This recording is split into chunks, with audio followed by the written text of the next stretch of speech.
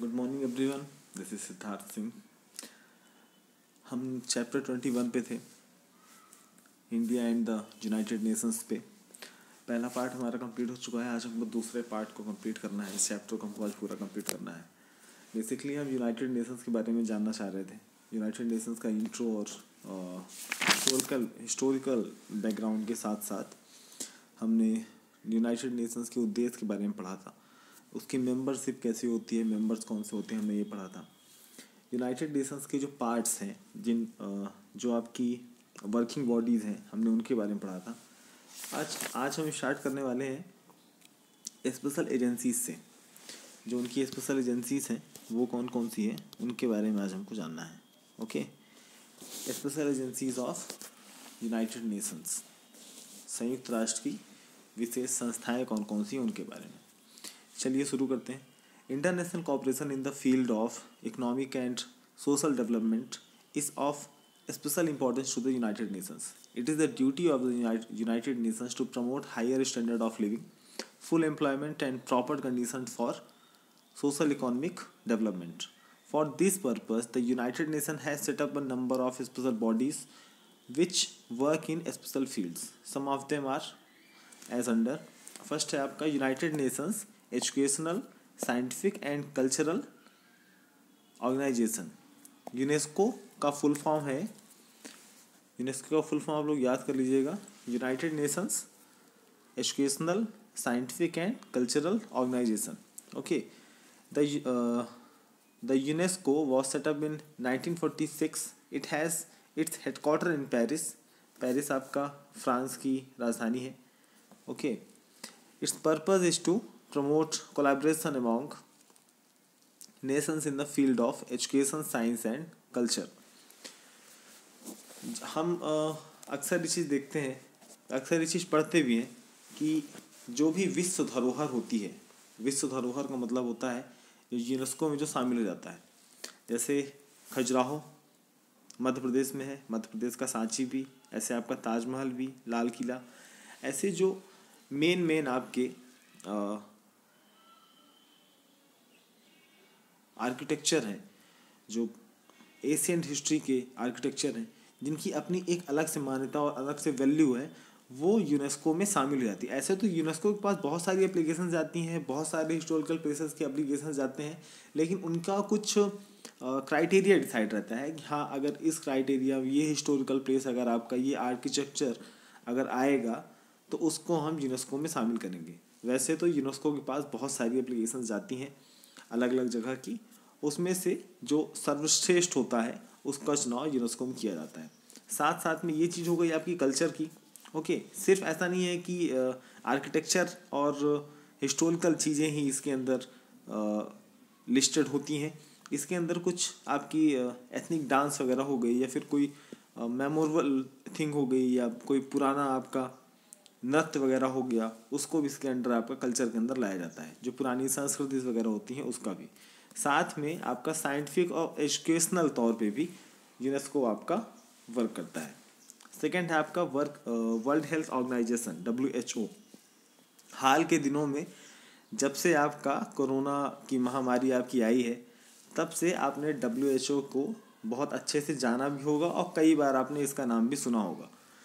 It has set up in 1948 with the purpose of improving the physical and mental health of all. Basically World Health Organization का काम आपका पूरी दुनिया में जितने भी देश हैं, जितने भी लोग हैं, जितने भी रहवासी हैं, उनकी हेल्थ कॉन्शियस के ऊपर इसका फोकस होता है कि किसी भी प्रकार की जो भी नई बीमारी, जैसे देखिए वर्ल्ड हेल्थ ऑर्गेनाइजेशन बना हुआ है तो इसका हर 2 साल के लिए देखिए एक अध्यक्ष आपका सेलेक्ट होता है, एक आपका जो हेड होता है वो पूरे WHO का हेड होता है, और अलग अलग डिपार्टमेंट्स के भी आपके अलग अलग हेड्स होते हैं। जैसे कि उसकी जो वर्किंग कमेटी के जो हेड हैं अभी वो फ़िलहाल इंडिया से हैं, है ना, अभी कोई और थे। अब 2 साल के लिए जो वर्किंग कमेटी के जो हेड होंगे वो आपके इंडिया के एक डॉक्टर हैं, जो हाईली क्वालिफाइड डॉक्टर होते हैं, एक्सपीरियंस डॉक्टर होते हैं, उन्हें रिकमेंड किया जाता है यहाँ के लिए। जो फ़िलहाल अभी वर्ल्ड हेल्थ ऑर्गेनाइजेशन पे जो WHO के हेड हैं वो आपकी इथियोपिया के एक डॉक्टर है, और उसकी एक कहानी भी है। साथ में एक देखिए इथियोपिया का जो डॉक्टर है वो वहाँ का डॉक्टर होने के साथ साथ पॉलिटिशियन भी है।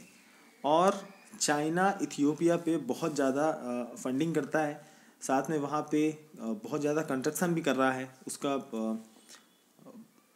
बेसिक स्ट्रक्चर कंप्लीट करने की कोशिश कर रहा है।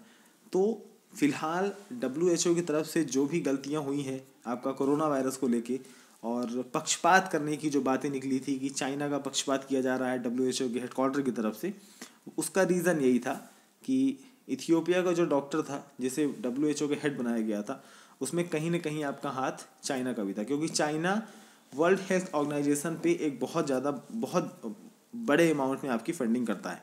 ठीक है, तो बेसिकली इसका काम ये है कि दुनिया भर के जितने भी डॉक्टर्स होते हैं या दुनिया भर के जितने भी देश होते हैं, उस देश की जो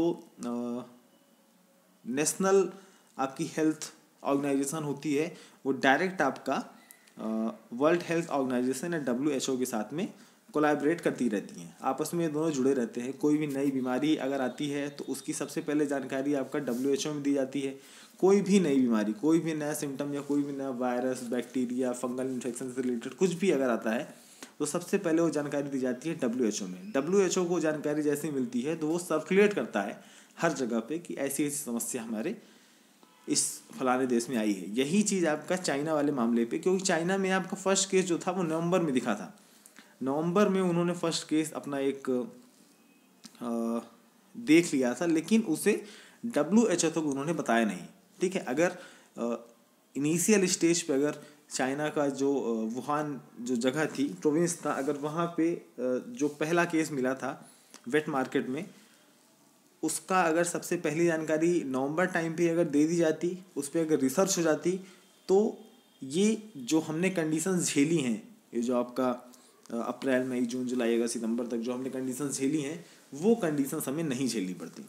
साथ में दुनिया भर में जितने भी टीकाकरण के काम होते हैं किसी भी देश में, साउथ अफ्रीकन कंट्रीज़ में ये चीज़ ज़्यादा होती हैं, क्योंकि वहाँ की जो इकोनॉमिक कंडीशन है वो एकदम ध्वस्त हुई पड़ी हुई है। तो वहाँ पे आपको WHO के कैंप्स आपके ज़्यादा दिखेंगे। ऐसे भी जहाँ भी आपका जो भी कंट्रीज़ आपकी ज़्यादा हेल्थ क्राइसिस से गुजर रही होती है, वहाँ पे इनकी कैंपिंग ज़्यादा लगती है। जैसे इंडिया पे ही WHO ने कहा था कि पोलियो आपका हम ख़त्म कर देंगे, तो पोलियो से हम अभी मुक्त हैं। 2024 तक आपका मलेरिया ख़त्म होने की उम्मीद है, उससे भी हम मुक्त हैं। ऐसे ही आपका HIV का जो वायरस था, HIV के वायरस के लिए देखिए ऐसा है कि उसकी वैक्सीन कई बार बनी लेकिन वो कारगर नहीं साबित हुई। उसका रीज़न ये है कि HIV का जो वायरस है वो हर बार अपने आप को म्यूटेट कर लेता है। जिस भी बॉडी में उसका वायरस पनपता है, उस बॉडी में वो म्यूटेट हो जाता है, उसका बेसिक स्ट्रक्चर ही चेंज हो जाता है। तो जो भी नई वैक्सीन बनती है वो नए वायरस पे, नए म्यूटेटेड वायरस पे असर नहीं करती है। तो उसकी एड्स की आपकी या HIV की कोई प्रॉपर वैक्सीन नहीं है, लेकिन फिर भी उसे काफ़ी हद तक कंट्रोल किया जा सका है, क्योंकि एक दौर था उस टाइम पे एड्स से आपके बहुत ज़्यादा लोग की डेथ होती थी। ठीक है, तो बेसिकली कहने का मतलब है कि WHO में जो भी आपका बीमारी से संबंधित कोई भी चीज़ है और मानसिक तौर पे कोई भी चीज़ें हैं, तो उसमें WHO की इन्वॉल्वमेंट आपकी होती है। थर्ड है आपका United Nations International Children's Emergency Fund, UNICEF. It was set up in 1946. UNICEF provides help to children in need regardless of their race and religions. It works in the field of health, nutrition and education. UNICEF आपका United Nations International Children's Emergency Fund, ये आपका basically बच्चों के लिए काम करता है। बच्चों की मतलब कोई किसी प्रकार का भेदभाव नहीं होना चाहिए, और भेदभाव के बेसिस पे किसी की जो बेसिक नीड होती है उस पर बदलाव नहीं होना चाहिए। तो सभी के लिए एक समान वाली पॉलिसी ये यूनिसेफ अपनाती है, और बच्चों की एजुकेशन पे, हेल्थ पे और न्यूट्रिशन पे इस पर ज़्यादा ध्यान होता है कि सभी बच्चे एजुकेटेड हो, उन्हें बचपन से किसी काम धंधे या फैक्ट्री में नहीं झोंका जाए, उनकी जितनी प्रॉपर एजुकेशन हो उतना ये दे सकें, उसके लिए ये फंड कर सकें। अलग अलग देशों में, इवन इंडिया में भी इनकी फंडिंग होती है। गवर्नमेंट को इनकी फ़ंड मिलते हैं कि जो छोटे बच्चे हैं उन्हें निःशुल्क शिक्षा प्रोवाइड की जा सके। ये हमारी गवर्नमेंट का भी आपका मंत्र है कि जो भी 6 से 14 साल के जो बच्चे हैं उन्हें भी निःशुल्क शिक्षा मिल सके। ठीक है, इसी तरह से आप न्यूट्रिशन मतलब पालन पोषण पे, कि सही तरीके से सही अमाउंट में खाना पीना मिलता रहे, है ना। कि कोई भी बच्चा कुपोषण का शिकार नहीं होना चाहिए। और आपका इसी से आपकी हेल्थ बनती है। ठीक है, तो आपका अगला है International Labour Organization ILO। ILO became a specialized agency of the United Nations in 1946. Its purpose is to promote social justice and to improve conditions of laborers। जितने भी लेबर्स होते हैं, लेबर्स आपके सिर्फ ये नहीं है कि जो मिट्टी उठाता है या गड्ढा खोदता है या जो मिस्त्री का काम करता है, सिर्फ उसको लेबर नहीं कहते हैं। एक्चुअल में जो भी काम करने वाला व्यक्ति होता है, जो मिडिल क्लास का होता है, जो भी किसी कंपनी में भी अगर आप किसी एम्प्लॉय को भी देख रहे हैं तो वो भी एक लेबर की कैटेगरी में उसको कैटेगराइज किया जाता है। तो उनकी सेफ्टी और उनके हक की उनका हक उन्हें मिलता रहे, इसके लिए ये ILO बनाया गया था 1946 में, कि लेबर्स की जो मांग है, जो उनकी कंडीशंस है, वो सही तरीके से रहे और उनका शोषण ना हो। और ये पूरी दुनिया में मतलब धरती में जितने भी देश हैं उनके लिए ये एजेंसी आपकी काम करती है। फिफ्थ है आपका food and agriculture organisations FAO। It is another specialized agency of the United Nations which was set up in 1945. The purpose of the FAO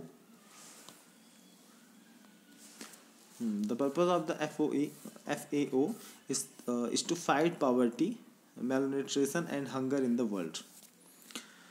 food and agriculture department आपका देखिए किसानों के लिए भी काम करता है और बाकी लोगों के लिए भी काम होता है कि सही तरीके से आपकी फसल भी होनी चाहिए, सही तरीके से उसको ऑर्गेनाइज भी किया जाना चाहिए। एग्रीकल्चर आपका पुरानी परंपरागत तरीके से ना हो के अब उसको थोड़ा सा हाईटेक किया जाए और सभी के लिए आपका न्यूट्रिशन आपका मिलता रहे, कोई भी आपका भूख से मरे नहीं। ये पूरी दुनिया में इनका लक्ष्य है कि जितने भी लोग हैं सभी को रोटी कपड़ा मकान मिलता रहे। ठीक है, तो ये आपकी स्पेशल एजेंसीज हैं यूनाइटेड नेशंस। इसके अलावा भी कुछ आपकी हैं। Besides these there are some other agencies, they are International Monetary Fund IMF आपका देखिए बेसिकली सभी देशों को ना फंड प्रोवाइड कराता है। जितने भी छोटे बड़े देश हैं उन्हें अगर फंड की ज़रूरत है तो ये उन्हें फंड प्रोवाइड कराता है। इसका रोल देखिए भी है, IMF में 3 कंडीशंस होती हैं। एक आपका ग्रे होता है, एक ब्लैक होता है और एक कोई और कलर होता है, शायद येलो होता है। तो इस पे देखिए अगर किसी भी देश में अगर आतंकवादी संगठन है या आतंकवादी गतिविधियां होती हैं या IMF की तरफ से जो भी फंड दिया जाता है उसका गलत तरीके से उपयोग होता है, तो इसमें जो कलर्स होते हैं वो कैटेगराइज होती हैं। अगर आपकी 2-4 वार्निंग हो चुकी है तो आपको येलो ग्रुप में रख दिया जाएगा। उससे भी अगर आप नहीं सुधरे तो आपको ग्रे में रख दिया जाएगा। ग्रे में रखने के बाद आपके कुछ सेंसन्स लगा करते हैं। अगर आपको ब्लैक में कर दिया गया तो आपको कभी भी IMF से लोन नहीं मिलेगा, किसी भी तरीके से लोन नहीं मिलेगा। मतलब आप कितना भी हाथ पैर मार लेंगे आपको लोन मिल ही नहीं सकता है तब तक जब तक आप अपनी कंडीशंस को नहीं सुधारते हैं, अपने देश में आतंकवादी गतिविधियां नहीं रोकते हैं, उसमें लिप्त नहीं होते हैं। जो भी पैसा आपके पास है वो आप किसी ऐसे काम पे नहीं लगाते हैं कि किसी दूसरे देश को नुकसान हो। तो IMF की श्रेणी में भी कैटेगरी ग्रे में पाकिस्तान को शायद इंक्लूड किया गया है। ऐसे और भी बहुत सारे देश हैं। सेकंड है आपका वर्ल्ड बैंक। वर्ल्ड बैंक भी बेसिकली आपका एक बैंक है। जैसे आपका भारत में स्टेट बैंक ऑफ इंडिया है, जो पूरे जितने भी बैंक होते हैं इंडिया में सारे बैंक्स का रिजर्व बैंक के बाद हेड होता है। सारे बैंक्स को लोन भी SBI की तरफ से मिल जाता है ना। तो इसी तरह से आपका वर्ल्ड बैंक है जो सभी देशों को फंडिंग करता है। इसकी किस्तें भी चुकानी पड़ती हैं, ऐसा नहीं कि दे दिया तो आप वापस ही नहीं करेंगे। तो आप किसी भी कोई भी देश आपका वर्ल्ड बैंक से लोन ले सकता है और उसे फिर चुकाना भी तो पड़ेगा। तो वर्ल्ड बैंक के साथ भी एक कंडीशन है कि आपके देश में वो पैसा जो है वो सही तरीके से यूटिलाइज होना चाहिए। ऐसा नहीं है कि आप कहीं भी झोंक दें उस पैसे को। थर्ड है आपका world postal union and fourth है आपका international atomic energy agency. International atomic energy agency आपका देखिए ऐसा है कि सारे जितने भी देश हैं उस पर ये नज़र रखता है कि जैसे देखिए सारे लोग ये कोशिश करते हैं, यूनाइटेड नेशंस का ये रूल है कि जितने भी देश हैं जो हथियारों की होड़ लगी हुई है, एटॉमिक बम्स की होड़ लगी हुई है कि जिसको देखो वही यूज़ करना चाहता है, टेस्टिंग हो रही है जहाँ तहाँ, तो जहाँ भी ऐसी कुछ होती है तो यूनाइटेड नेशंस उसके ऊपर सेंसर्स लगाता है कि आप ये टेस्ट आप नहीं कर सकते हैं। तो एक देखिए सभी के ऊपर एक चीज़ ये फोर्स किया गया है कि आप अब कोई भी एटॉमिक बॉम्ब आप टेस्ट नहीं कर सकते हैं। आप अपनी धरती पे भी टेस्ट नहीं कर सकते हैं, मतलब आपका अगर अपने देश में टेस्ट कराना चाहते हैं तो भी नहीं कर सकते हैं। लेकिन एक क्राइटेरिया डिसाइड किया गया है, उस क्राइटेरिया के अंदर एक जो लूप होल होता है उसमें लोग बाग कर लेते हैं टेस्ट। जैसे चाइना ने भी किया है, साथ में कोरिया ने, जो आपका साउथ कोरिया है, साउथ कोरिया नहीं नॉर्थ कोरिया है, वो इतने सारे सेंसन होने के बाद अमेरिका ने उसके ऊपर सेंसन इम्पोज किए हैं। चाइना तो कर नहीं देता, दोनों कम्युनिस्ट कंट्री हैं। वर्ल्ड बैंक ने किए हुए हैं, और भी जो बड़ी कंट्रीज हैं उन्होंने किए हुए हैं। उसके बाद भी उसका बिजनेस किसी और के साथ नहीं है, फिर भी उसने सबकी नज़रों को दरकिनार करते हुए उसने अपने देश में एटॉमिक बम का यूज़ कर लिया, टेस्टिंग कर ली। तो दुनिया भर में एटॉमिक बम्स की रेस न लगे, इसके लिए इंटरनेशनल एटॉमिक एनर्जी एजेंसी का, वर्ल्ड बैंक की एक बॉडी है जो कि चाहती है कि ये सारी चीज़ें रुकें और डिसआर्मामेंट का प्रभाव ज़्यादा तौर पे बढ़े। These organisations are working in various areas in the world. तो सबका एक अलग अलग डिपार्टमेंट है और इसी तरह से ये काम करती हैं। अलग अलग डिपार्टमेंट तो कोर्ट में भी होने चाहिए। अब आगे बढ़ते हैं अचीवमेंट्स के ऊपर। अचीवमेंट्स यूनाइटेड नेशंस की, ओके, क्या उपलब्धियां रही हैं यूनाइटेड नेशंस की। The major objective of the United Nations is to maintain peace in the world. During its existence of more than 60 years, the United Nations has been called upon to take action in several disputes. The United Nations was helpful in avoiding several wars. It reduced tension in many critical situations. Methods generally used the peacekeeping operations, goodwill missions, etc. It prevented large-scale wars in Kashmir, Congo, West Asia, Cyprus, and Yemen. Its peacekeeping efforts in Greece, Indonesia, Lebanon, Egypt, Gaza Strip को Gaza पट्टी बोलते हैं, Israel इसी के ऊपर बमबारी करता है। कॉन्गो, कोरिया, गल्फ मतलब Iran, Iraq are some of its significant achievements. संयुक्त राष्ट्र का जो प्रमुख उद्देश्य है वो विश्व भर में शांति स्थापित करना है। अपनी स्थापना से अभी तक संयुक्त राष्ट्र जो है वो बहुत सारे विवादों पे कार्रवाई कर चुका है और बहुत सारी विवादों पे कार्रवाई उसकी अभी भी चल रही है। संयुक्त राष्ट्र बहुत बार युद्ध टालने में आपका सहायक हुआ है। इसने अनेक संकटपूर्ण स्थितियों में टेंशन्स को कम किया है। जिन उपायों को नॉर्मली काम में लाया गया वो शांति के लिए सैन्य कार्यवाही मिशन वगैरह थे। जैसे आपका कश्मीर हो गया, कॉन्गो हो गया, पश्चिम एशिया हो गया, साइप्रस, यमन में बड़े स्तर पे आपका युद्ध होने की संभावना थी। उसे रोकने के लिए वर्ल्ड बैंक क्या कहते हैं यूनाइटेड नेशंस आपका आगे आया था।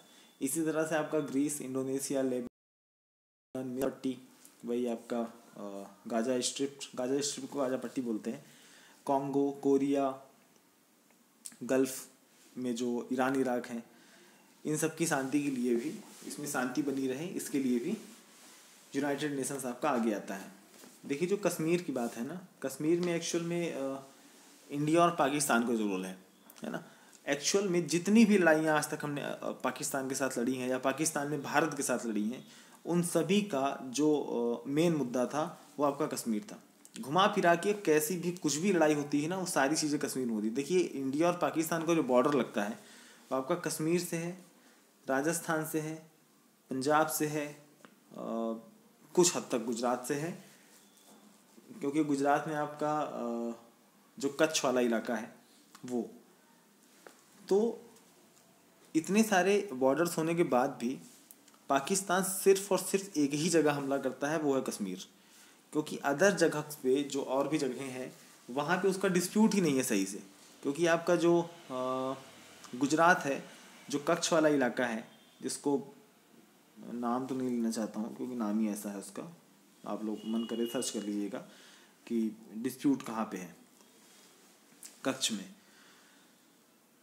तो वहाँ पे भी वो इतना एग्रेशन नहीं दिखाता, वो सिर्फ दिखाता कहाँ पे है, कश्मीर वाले इलाके में, क्योंकि उसका मेन मुद्दा ही वही है। क्योंकि अगर कश्मीर वाला मुद्दा अगर सुलझ जाता है तो पाकिस्तान की पूरी जियो पॉलिटिकल ख़त्म हो जाएगी, जो जियो पॉलिटिक्स है उसकी पूरी ख़त्म हो जाएगी। उसके पास कुछ और शेष बचेगा नहीं, उसके देश की स्थिति कुछ बेहतर है नहीं। जब खुद के देश की स्थिति बेकार होती है ना, जब वो संभलती नहीं है उसके हेड ऑफ डिपार्टमेंट्स की तरफ से, तब वो किसी दूसरे देश के ऊपर चढ़ बैठता है कि अपनी जनता खुश रहे और इन मुद्दों से उसका ध्यान भटका के किसी दूसरे मुद्दे पर लगाया जा सके। तो इतने सारे होने के बाद, चार लड़ाइयाँ होने के बाद, चार पाँच लड़ाइयाँ होने के बाद पाकिस्तान के साथ यूनाइटेड नेशंस आपका सेंक्शंस इम्पोज करता है या बीच में आता है कि भाई देखिए, अगर आप ऐसी हरकत करेंगे, कि पाकिस्तान के लिए ऐसा कहा जाता है कि अगर आप ऐसी हरकत करेंगे तो हो सकता है कि आने वाले टाइम पे आपके ऊपर सेंक्शन इम्पोज किया जाए, आपकी पूरी इकोनॉमिक लाइन काटी जा सकती है, सोशल लाइन काटी जा सकती है, आप किसी और देश के साथ व्यापार नहीं कर सकते हैं।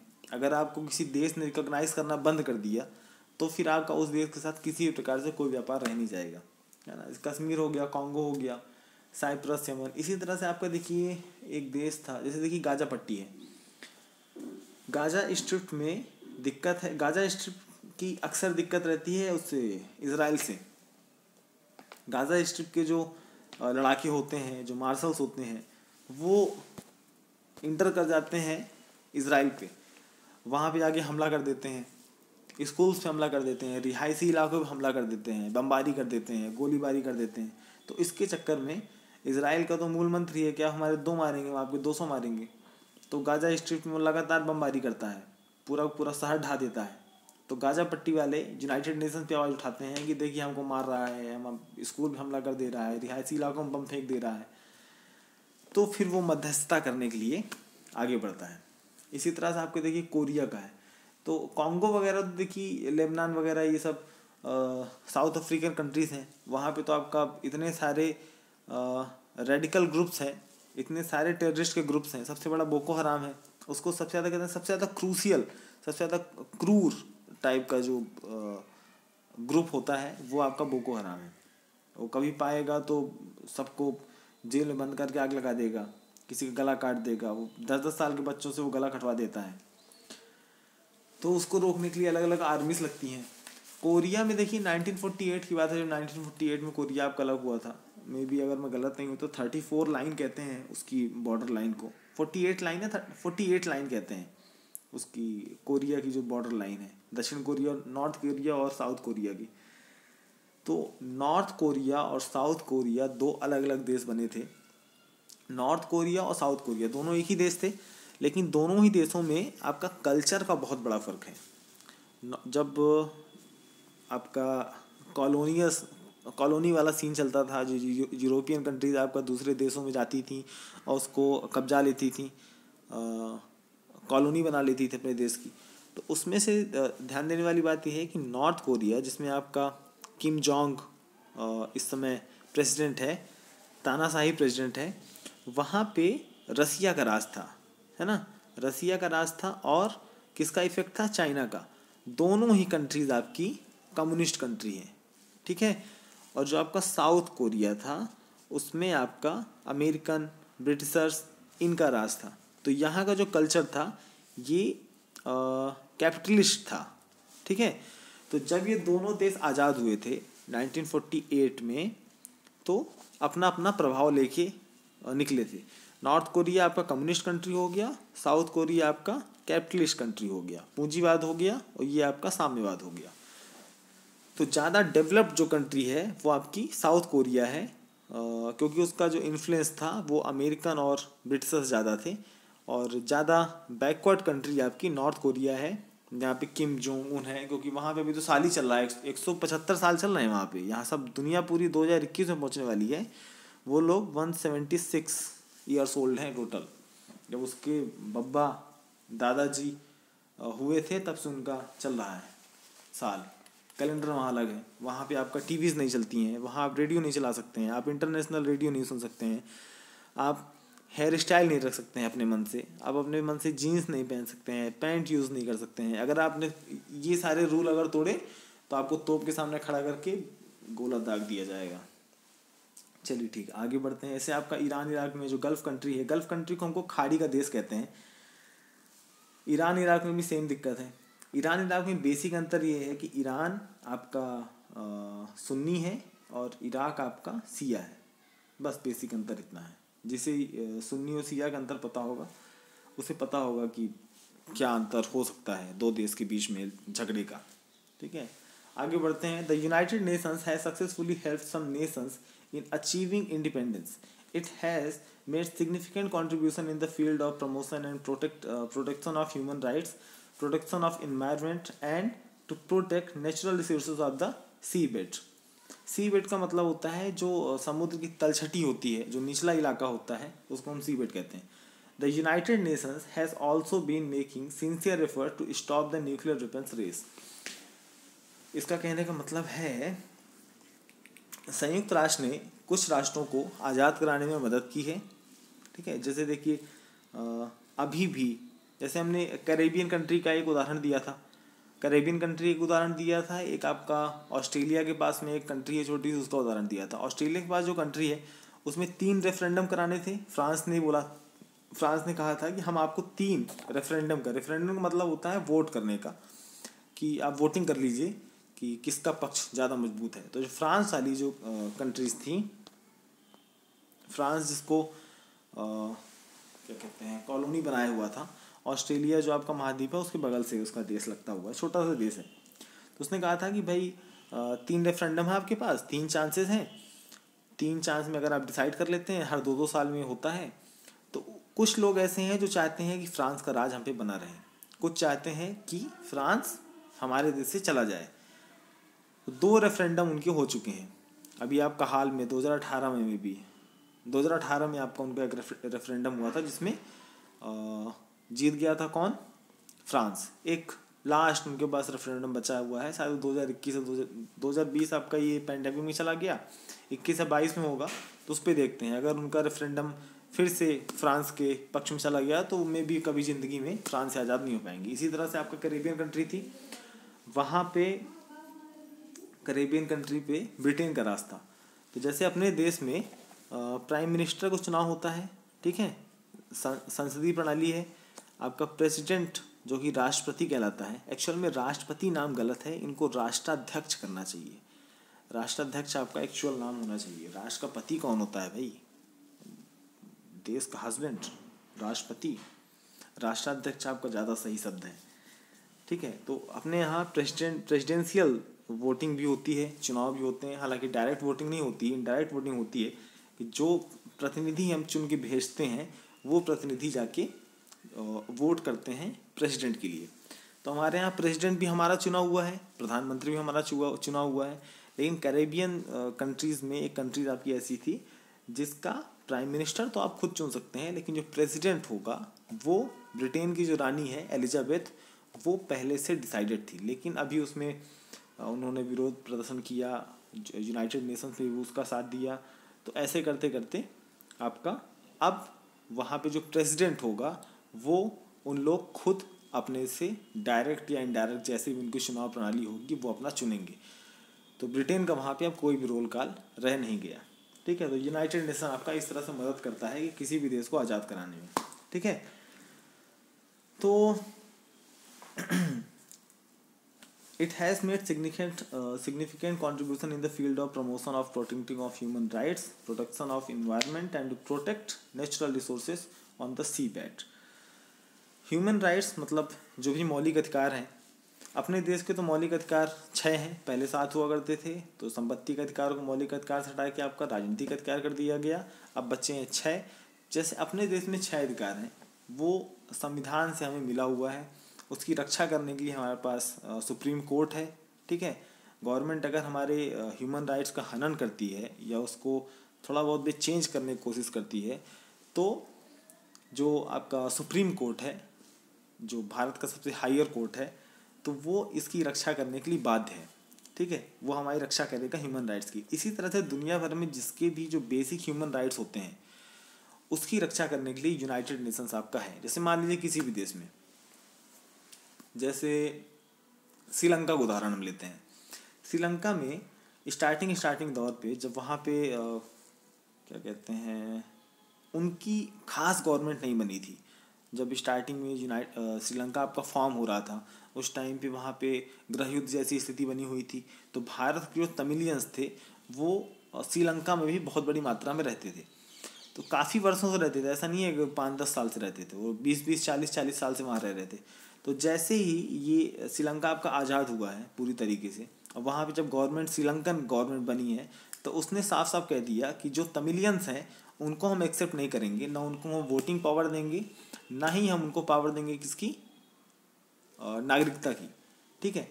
तो ये एक तरह से कहा जाए तो वायलेशन है ह्यूमन राइट्स का किसी भी देश के अपने नागरिक के प्रति। तो यूनाइटेड नेशंस आपका इन सारी चीज़ों पे भी ध्यान देता है कि किसी भी देश में रहने वाले लोगों का ह्यूमन राइट आपका जो जन्मसिद्ध अधिकार है वो बना रहना चाहिए। भारत भी इस चीज़ को अपोज करता है कि भाई आपको जब इतने साल तक वो तमिल जितने भी तमिल थे वो श्रीलंका में रहे और वहीं पे आपका खाए पिए बिजनेस किया, आपको टैक्स पे किया, उनका भारत से कोई लेना देना नहीं था। वो भारत में अपने रुपए यहाँ पे आके टैक्स नहीं भरते थे, वो श्रीलंका में अपना टैक्स अपना पे करते थे। और आपकी गवर्नमेंट बनने के बाद आप कह रहे हैं कि नहीं, हमसे कोई मतलब नहीं है। तो इसको कहते हैं ह्यूमन राइट्स का वायलेशन। तो इसके लिए भी यूनाइटेड नेशंस आपका बाध्य है ये सारी चीज़ें करने के लिए। नेचुरल रिसोर्सेज आपके जो कुछ भी हैं, सबसे बड़ा नेचुरल रिसोर्सेज तो देखिए आपका जितने भी पेड़ पौधे हैं, जंगल हैं, ये सारी चीज़ें हैं। अंधाधुंध कटाई ना हो पेड़ों की। जैसे इसी साल आपने इसे सुना, ब्राज़ील में जो आपका अमेज़न का जो वन है, अमेजॉन के जो जंगल हैं, उसमें आग लगी, बहुत भीषण आग लगी। साथ में ऑस्ट्रेलिया का जो आपका जंगल है उसमें आग लगी, ठीक है। एक कोई और जंगल था अभी हाल में फ्रांस वगैरह में, उसमें भी आग लगी। पिछले एक डिकेड का देखा जाता है, हर 10 साल का एक अनुमान लगाया जाता है कि पिछले 10 साल में जंगलों में कितनी आग लगी, इस साल जंगलों में कितनी आग लगी। तो पिछले 10 साल से इस 10 साल का जो अनुमान लगाया गया था उसमें आपका 20% ज़्यादा बढ़ोतरी हुई है जंगलों में आग लगने की। तो देखिए अमेजॉन का जो वर्था वन है वो पूरी दुनिया में आपका 20% ऑक्सीजन प्रोड्यूस करता है। उसको हार्ट कहते हैं, पूरे दुनिया के लंग्स कहा जाता है अमेजॉन जंगल को, ठीक है। वहाँ पे दुनिया भर की स्पीसीज पाई जाती हैं, सबसे डेवलप्ड है वो जंगल आपका। तो जैसे जैसे आपके जंगल कटते हैं ना, तो वैसे वैसे आपकी कार्बन डाइऑक्साइड को कंज्यूम करने के लिए जंगल आपके बचते नहीं है, क्योंकि हमारे पास ऐसा कोई उपाय नहीं है। हमारे जितने भी आपके सांस लेने वाले प्राणी हैं वो सबके सब आपका ऑक्सीजन ही लेते हैं, कोई ऐसा नहीं है कि जो कार्बन डाइऑक्साइड ले लेता हो। उसके लिए सिर्फ एक ही उपाय है, पेड़ पौधे या जंगल। जितने ज़्यादा जंगल होंगे ऑक्सीजन की मात्रा हमको उतनी ज़्यादा प्रोड्यूस होगी, हमको उतनी ज़्यादा शुद्ध ऑक्सीजन मिलेगी, प्यूरिफाइड ऑक्सीजन मिलेगी, और वातावरण से आपका कार्बन डाइऑक्साइड की जो भी कार्बन डाइऑक्साइड है उसको कंज्यूम कर लिया जाएगा। लेकिन जैसे जैसे आपका उदाहरण ले लीजिए दिल्ली का, ज़्यादा दूर मत जाइए, दिल्ली चले जाइए। दिल्ली का उदाहरण आप ले लीजिए कि वहाँ पे लोग मुश्किल से आज से 20 साल बाद दिल्ली की हालत ये हो जाएगी, दिल्ली कोई रहने नहीं जाएगा, कोई कमाने नहीं जाएगा। लोग अपने लोकल एरिया में बैठ के कोई बिजनेस कर लेंगे लेकिन दिल्ली नहीं जाएंगे। वहाँ के लोग दिल्ली छोड़ के किसी दूसरे शहर चले आएंगे लेकिन दिल्ली रश हो जाएगी, क्योंकि वहाँ देखिए वो एटमॉस्फेयर नहीं बचा हुआ है।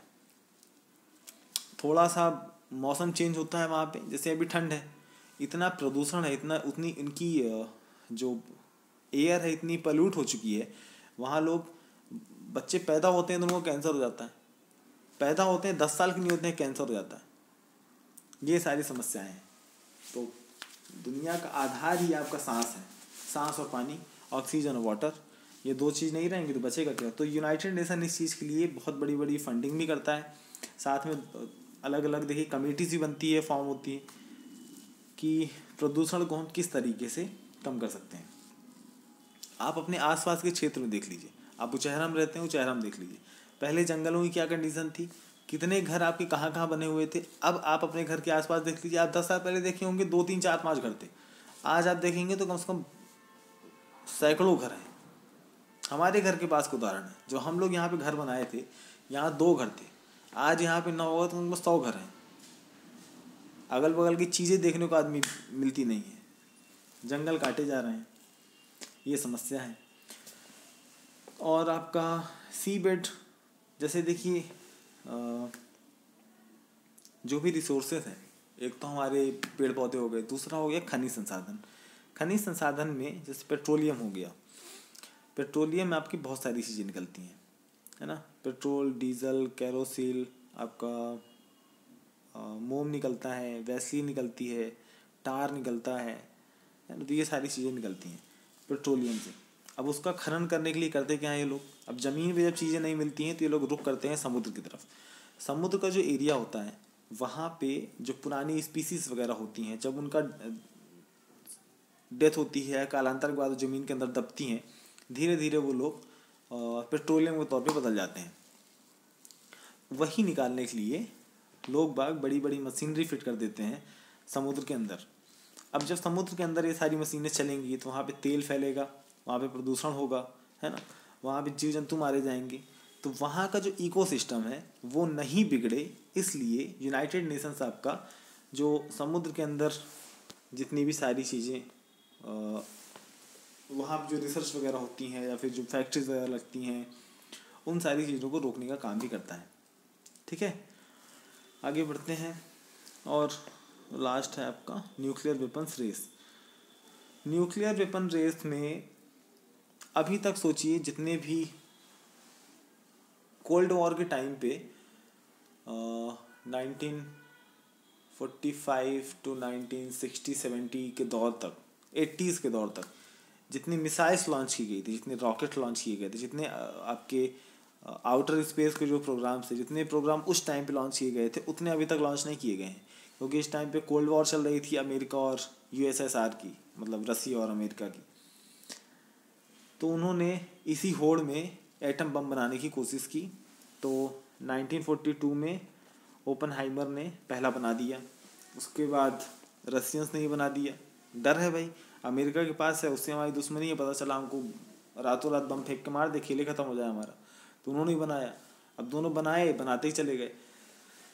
तकरीबन कहते हैं कि 8,000 एटॉमिक बम आपके रशिया के पास हैं, तकरीबन 5,000 एटॉमिक बम आपके अमेरिका के पास हैं।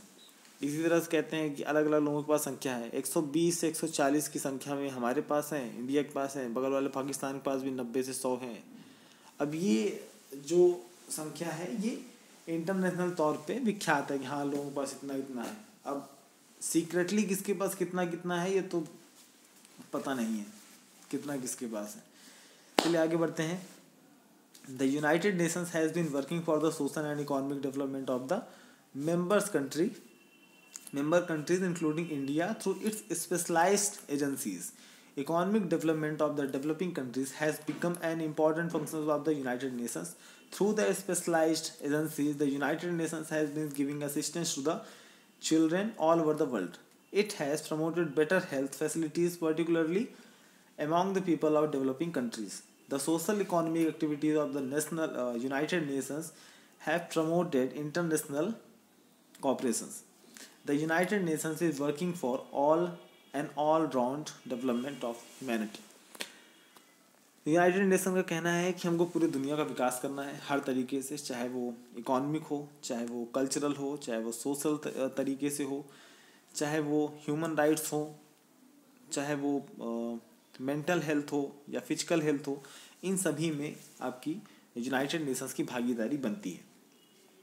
अलग अलग जो एजेंसीज हैं इसकी, जितनी एजेंसीज के बारे में हमने पढ़ा था, चाहे वो यूनेस्को है, चाहे वो WHO हो, चाहे वो ILO हो, यूनिसेफ हो, फूड कॉर्पोरेशन हो, इंटरनेशनल मॉनेटरी फंड हो, वर्ल्ड बैंक हो, है ना, पोस्टल यूनियन हो या एटॉमिक एनर्जी एजेंसी हो, इन जितनी भी एजेंसीज हैं वो अलग अलग क्षेत्र में अपना अपना देखती हैं। जैसे एटॉमिक एजेंसीज है तो उसका किसी ऐसे देश के ऊपर नज़र नहीं जाती है जिसके पास, जैसे मान के चलिए टर्की है, टर्की ना ही वो कोशिश कर रहा है एटॉमिक बम बनाने की, तो उसके ऊपर थोड़ा सा वर्कलोड कम होता है IAEA का।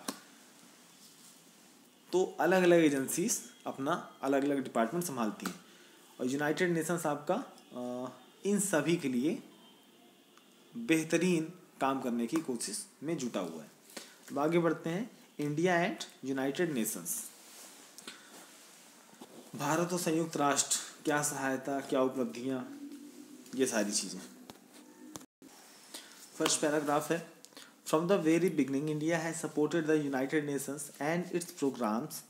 India has always looked upon the United Nations as an institution which would increase freedom, peace, and prosperity through international cooperation. India always played a leading role in the United Nations in opposing the colonial rule in different parts of the world. We supported the cause of freedom in the countries of Indonesia, Libya, Tunisia, Ghana, Morocco, and Algeria. India has consistently supported the UNO in protesting against the racist regime of south Africa. कहने का मतलब है कि India आपका जब से आपका United nation आपका फॉर्म हुआ है 1940, कब से, अक्टूबर 24 1945, जब से आपका यूनाइटेड नेशन बना है तब से इंडिया उसके सपोर्ट में है। इंडिया भी आपकी कंट्री थी जो आपका 51 टोटल कंट्रीज थी पोलैंड को मिला के, तो इंडिया ने भी उस पर सिग्नेचर किया था प्रपत्र में कि हाँ भाई हम सपोर्ट करते हैं यूनाइटेड नेशंस की एक्सिस्टेंस में, और जो भी यूनाइटेड नेशन की वर्किंग पॉलिसीज है वो इंडिया की वर्किंग पॉलिसी से मैच करती है। तो जितने भी देखिए मेन बात इसमें लिखी हुई कि जो भी कॉलोनियल प्रथा थी, जो आपका उपनिवेशवाद का जो समस्या थी, जो अलग अलग देश दूसरे देश के ऊपर कब्जा कर लेते थे, आज़ादी की क्या कीमत होती है वो इंडिया से बेहतर और कौन समझेगा, हमसे बेहतर और कौन समझेगा। हम और आप आज़ादी की कीमत उससे उतनी बेहतर तरीके से ना समझ पाए, लेकिन जो गुलामी के दौर पे जिए हैं उनसे बेहतर आज़ादी की कीमत कौन जानेगा। जिस टाइम पे 1947 में हमको आज़ादी मिली रही होगी, तो जो लोगों ने इस पर भागीदारी अपनी निभाई रही होगी तो उनको क्या खुशी मिली होगी ये हम ही जानते हैं। तो इंडिया इस चीज़ से गुजर चुका है कि एक कॉलोनियल प्रथा कितनी घटिया और कितनी रैसम हो सकती है। तो इसके लिए वो यूनाइटेड नेशंस के साथ मिलके अलग अलग देशों में जो भी कॉलोनियल व्यवस्था चल रही है उसको हटाने के लिए और उनका खुद का राज वहाँ पे स्थापित हो, इसके लिए यूनाइटेड नेशन के साथ मिलके इंडिया काम करता चला आ रहा है। तो इसी के तौर पे कितने देश थे आपके, जैसे इंडोनेशिया हो गया, लीबिया, ट्यूनीसिया, घाना, मोरक्को और अल्जीरिया को इसी तौर पे आज़ादी दिलवाई गई। ठीक है, इसी दौर में आपका चाइना भी था, साथ में आपका कोरिया भी था। यूनाइटेड नेशंस आपका सारे देशों को मिला के, सारे देश साथ मिलके सभी लोग आपका इंटरनेशनल तौर पे एक फ्रीडम इंक्रीज करें, साथ में शांति बनी रहे, सब आपस में सहयोग करके इकोनॉमिक और सोशल वेलफेयर को आगे बढ़ाते रहें। इसके लिए भी आपका यूनाइटेड नेशन आगे बढ़ता चला जा रहा है। साथ में इंडिया भी इसके सपोर्ट में हमेशा रहा है। इंडिया ने इसका भी सपोर्ट किया है कि साउथ अफ्रीका में जो आपका रैसम होता है, जो अमेरिका में रैसम होता है, ब्रिटेन वगैरह होता है, जो काले गोरे का जो भेदभाव होता है उसे भी हटाया जा सके, है ना। आगे बढ़ते हैं।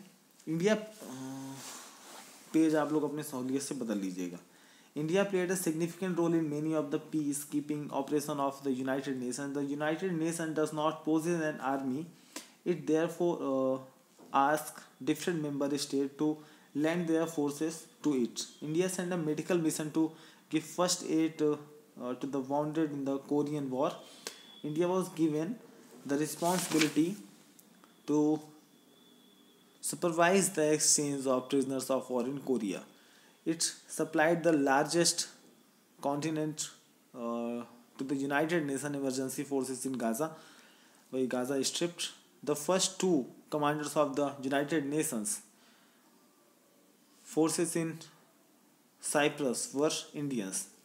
In the United Nations operation in Congo, India shouldered the responsibility of sending the largest contingent, which helped in bringing the crisis to an end. देखिए इसमें इंडिया ने यूनाइटेड नेशंस के साथ मिलके एक्चुअल में यूनाइटेड नेशन की क्या मदद की अपनी मिलिट्री या अपनी फोर्सेस के साथ में, मेडिकल इक्विपमेंट के साथ में अलग अलग देशों की, उसके बारे में बताया गया है कि जितने भी देश थे, जैसे आपका सबसे पहला उदाहरण आपका कोरिया का है। कोरिया की जो वॉर हो रही थी उस टाइम पे, कोरियन वॉर कहते हैं, कोरियन वॉर पे जो भी आपका मिलिट्री कहते हैं मेडिकल फैसिलिटी है वो सबसे पहले इंडिया ने सप्लाई की थी। यहाँ से इन्होंने सेंड किया था कोरिया में कि जो भी समस्याएं आपकी मेडिकल से रिलेटेड, उसकी समस्याओं को हम अपने डॉक्टर्स और स्टाफ की मदद से हल कर देंगे। किसी भी देश में जब कोई भी रेडिकल ग्रुप है वो ज़्यादा समस्या उत्पन्न करता है, तो उसके लिए देखिए यूनाइटेड नेशंस के पास खुद की कोई आर्मी नहीं है, खुद की कोई फंडिंग नहीं है, खुद का कोई मेडिकल स्टाफ नहीं है। तो ये देखिए अलग अलग देशों का एक ग्रुप है ना, अलग अलग देश मिल के एक ग्रुप बनाते हैं यूनाइटेड नेशंस का। सभी देशों के उसमें मेंबर होते हैं, मेडिकल टीम होती है, मिलिट्री ऑफिसर्स होते हैं, कमांडर्स होते हैं, है ना। इकोनॉमिक डेवलपमेंट करने के लिए अलग अलग वैचारिक भावना को लेके जो व्यक्ति होते हैं वो रहते हैं। तो ये सारे लोग मिलके ही करते हैं। तो इंडिया इसमें अग्रणी देश है। अग्रणी देश ऐसे हैं कि कोरियन वॉर में इन्होंने अपनी मेडिकल सुविधा भेजी, है ना। गाजा स्ट्रिप में इमरजेंसी फोर्सेस के तौर पे यूनाइटेड नेशंस ने इंडिया के सोल्जर्स को आगे किया था, है ना। तो जो पहले 2 कमांडर्स थे यूनाइटेड नेशंस फोर्सेस के साइप्रस में, वो आपके इंडियंस थे। इसी तरह से आपका कॉन्गो में, जो कि आपका मे बी साउथ अफ्रीका पे ही पड़ता है कॉन्गो, वहाँ पे जो भी हो रहा था तो उसके लिए भी इंडिया की एसएफ गई थी। एसएफ मतलब आपका पैरा स्पेशल फोर्स होती है, मरून कैप जिनके पास होती है, उनको डिप्लॉय किया गया था साउथ अफ्रीका में। हमारे सैनिक अपनी जान गंवा के, अपना बलिदान दे के किसी दूसरे देश की रक्षा करने में ही पीछे नहीं हटते हैं। उन्हें कभी इस चीज़ का एहसास नहीं होता है कि हमारी जान अपने देश के काम में ना के किसी दूसरे देश के काम में आ रही है। उन्हें पता होता है कि क्या बेनिफिशियल है और क्या नहीं, है ना। तो इंडिया किसी भी देश की क्राइसिस को कम करने के लिए ये सारी रिस्पॉन्सिबिलिटी अपने कंधे पे लेने के लिए कभी भी झुकता नहीं है। आगे बढ़ते हैं। India has always demonstrated her faith in the United Nation as an instrument for building a peaceful and harmonious world community. India considers that disarmament is necessary for making the world secure from the threat of war. India participated actively in the discussions on disarmament in the United Nations. India has always believed that nuclear energy should be used for peaceful purpose and advocates the total eliminations of nuclear weapons. On several occasions, while addressing the General Assembly, our representatives called disarmament the need of the time. India has always advocated that the prevalent expenditure on armament should be reduced and the amount saved be diverted toward securing better conditions for the livelihood for the people of the world. India, along with other developing countries, supported the United Nations for reducing economic disparities among nations. It has made significant contribution to the United Nations Conference on Trade and Development. कहने वाली बात है जो हमने पिछले video में बात की थी कि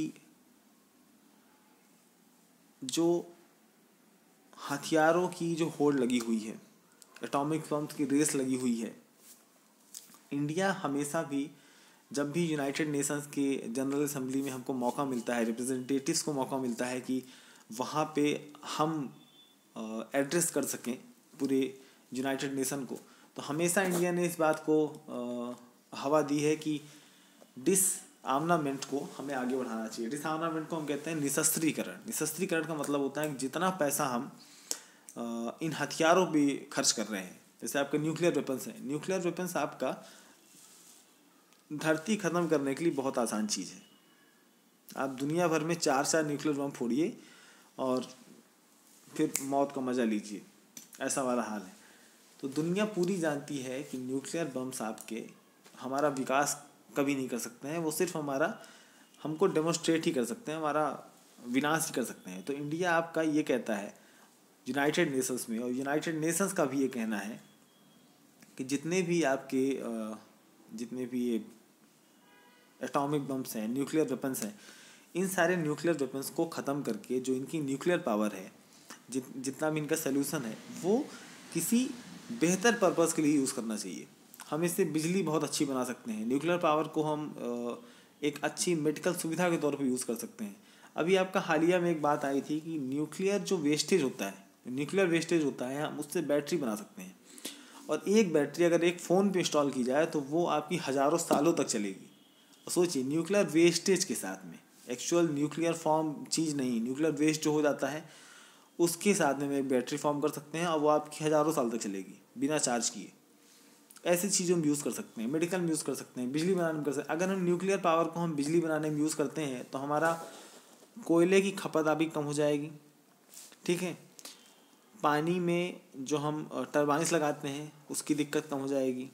साथ में जो हम विंड पावर का यूज़ करते हैं उसकी दिक्कत ख़त्म हो जाएगी। हम हाई टाइड का यूज़ करते हैं बिजली बनाने के लिए, उसकी दिक्कत ख़त्म हो जाएगी, ठीक है। साथ में जो आपकी रिन्यूएबल बिजली की व्यवस्था है, जो आपकी सबसे अच्छी, जो भविष्य में सबसे बेहतर उसी काम होगा, सौर ऊर्जा का। सौर ऊर्जा की तरफ हम आगे बढ़ सकते हैं। सौर ऊर्जा के लिए जो पैनल्स आपके बनाए जाते हैं, वही हम कहते हैं कि अगर आप न्यूक्लियर बम ना खरीदें, आप कोई मिसाइल ना खरीदें, गन्स मत खरीदें, और भी जो भी होता है, एयरक्राफ्ट नहीं खरीदें, एयरक्राफ्ट कैरियर नहीं खरीदें, तो हम इसका पैसा हम सोच लीजिए अगर हम किसी मेडिकल सुविधा में खर्च कर दें, अच्छा इंफ्रास्ट्रक्चर खड़ा करने में कर दें, जो सोलर पैनल्स होते हैं वो महंगे आते हैं, उसको खड़ा कर दें। अगर हम एक अनुमान है कि जो सहारा रेगिस्तान है, सहारा डिज़र्ट है आपका साउथ अफ्रीका में, उस पर अगर पूरे में अगर हमने ये सोलर पैनल्स अगर बिछा दिए तो पूरी दुनिया बिजली पा जाएगी उसी सोलर पैनल से। हमको ना ही न्यूक्लियर एनर्जी की ज़रूरत पड़ेगी, ना ही वाटर के लिए वाटर एनर्जी की ज़रूरत पड़ेगी, ना हाई टाइड की, ना और किसी की। टोटल इसी चीज़ से हमको एनर्जी मिल जाएगी। तो इंडिया का कहना है कि निशस्त्रीकरण पे हमको ज़्यादा जोर देना चाहिए, ना कि इसकी होड़ में आगे बढ़ना चाहिए, ठीक है। चलिए लास्ट पैराग्राफ है। The United Nations has also helped us in our national development. Specialized agencies of the United Nations have given assistance to us in educational, economic, technical, and scientific spheres. To cite a few examples, the Food and Agriculture Department has helped in making the land in Uttar Pradesh fit for cultivation. This organization is making effort to prevent the soil erosion in Rajasthan and to turn it into a fertile land. The World Health Organization has done appreciable work in the promotion of public health. Another agency, the UNESCO, has been helping us in the expansion of education. The United Nations has helped us in our economic development in many ways. The World Bank has advanced loans for our 5-year plans, and we have received technical advice of the specialist in connections with a number of projects. तो जितनी सहायता हमने United Nations की है, उसने उसके बदले में भी हमारी सहायता काफ़ी हद तक की है। सबसे पहला आपका एग्रीकल्चर डिपार्टमेंट में है, तो उत्तर प्रदेश का एक उदाहरण लिया गया है कि कल्टीवेशन के लिए वहाँ पे हमारा जो local food and agriculture corporation है, ऑर्गेनाइजेशन है, उसकी सहायता यूनाइटेड नेशंस का जो खाद्य और कृषि संगठन का जो विभाग है आपका FAO, उसने सहायता की है इसकी कि कल्टीवेशन में जो वहाँ की जो ज़मीन है वो बेहतर हो सके। इसी तरह से राजस्थान आप जानते हैं कि वो रेतीला इलाका है, और आए दिन वो जो रेगिस्तान है वो बढ़ता चला जा रहा है। अगर वहाँ पे खेतीबाड़ी या पेड़ पौधे की व्यवस्था अगर नहीं हो पाई तो वो रेगिस्तान आपका धीरे धीरे बढ़ता चला जाएगा, और जो आपकी सही भूमि है, जो बंजर भूमि नहीं है, वो भी हो सकता है कि आगे चल के बंजर भूमि के तौर पे बदल जाए। तो ये समस्या सिर्फ हमारे देश की नहीं है, लगभग सारे दुनिया की ये समस्या है। हर जगह आपके रेगिस्तान बढ़ते चले जा रहे हैं, चाहे वो सहारा हो, चाहे वो थार हो, चाहे वो गोबी राजस्थान हो, चाहे वो किलिमंजारो का रेगिस्तान हो। हर जगह हमको, चाहे वो मंगोल में आपका एक है, मंगोलिया में आपका भी एक रेगिस्तान है, वो चाइना में आता है।